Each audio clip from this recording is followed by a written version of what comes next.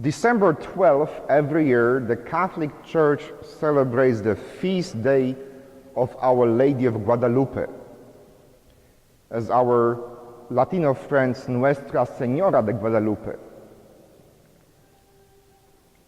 As you can see on my stall, this image of Our Lady from Guadalupe has become the symbol and the patroness of all Americas. But the story of how we have this image is very interesting.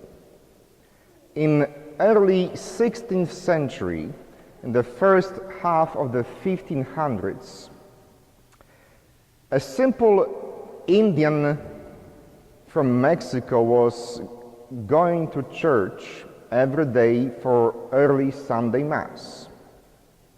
His name was Juan Diego. And one day, on his way to church, he encountered a beautiful lady looking like an Indian princess. She told him to go to the bishop's palace and ask the bishop to build a church in honor of Mary, the mother of Jesus, on this very spot. Of course, Bishop had doubts whether or not this simple Indian man is just wanting some attention. He asked, "How do you know that this Indian princess is indeed Mary, the mother of Jesus?" The bishop says, "Ask her for a sign. I need to know for sure who this person is." So the next morning, when Juan Diego was walking the same path, the beautiful Indian princess appeared again, and she asked Juan Diego to gather a bunch of roses into his cloak, not unlike this one. So Juan Diego picks up roses, places them in his cloak, and carries them all the way to the bishop's palace. When he arrived for an audience, he opened his cloak and all the roses fell down. Then the bishop looked, and on his vestment appeared an image of a young Indian princess. The image we all have come to know as Our Lady of Guadalupe. Now think for a moment what would happen if the bishop said the first time around, "Sure, I will do it." If the bishop didn't ask a question, we would have no image of Guadalupe. We would have a nice, beautiful church, but there will be no image that we have come to cherish so much.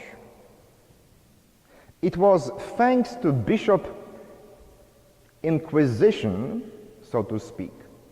It was thanks to his inquiring mind that Mary provided us with this miraculous image. If it wasn't for his doubts and questions, we would never know what the image of Our Lady of Guadalupe looks like. Sometimes it's good to have doubting bishops. Sometimes it's good to have courage to challenge the story and ask difficult questions. In today's gospel passage, people were coming to John the Baptist with all kinds of questions. Luke says that the first general question was, "What should we do, teacher? What should we do?" Then come the tax collectors, the soldiers, and they all ask, "Tell us how we should live our lives, how we should do our best to follow your teachings. What should we do?" Now, if you are a parent of this young child, you will know very soon that as soon as she starts to talk, she will ask countless questions. When we grow as children, we have this natural curiosity. We hunger for answers, and we drive our parents crazy. We are asking, we think, obvious questions. We want to know why the sun is shining.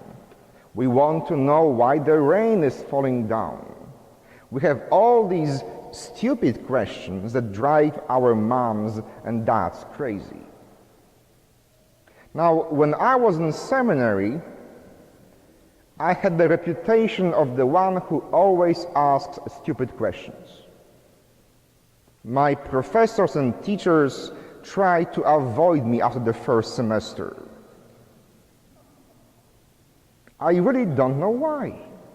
Unless you ask a question, you will never find an answer.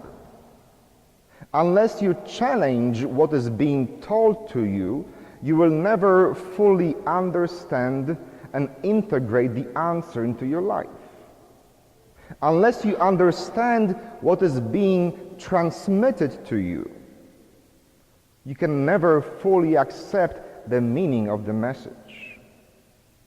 Questions, no matter how annoying to our parents, to our teachers, to our priests, are the best way to find answers and to find Jesus as well. Without asking questions, we would never progress in our understanding of ourselves, of our faith, and of our church. In the early 1960s, Pope St. John XXIII called for all Catholics to ask themselves, how can we better communicate the message of Jesus? And thus, the Second Vatican Council began. A council that turned the Church upside down. A council that reformed how we Catholics understand ourselves. A council that changed the language of the Church, that changed the direction of the prayer. A council that changed, one can say, almost everything. How we Catholics see ourselves and how we practice our faith.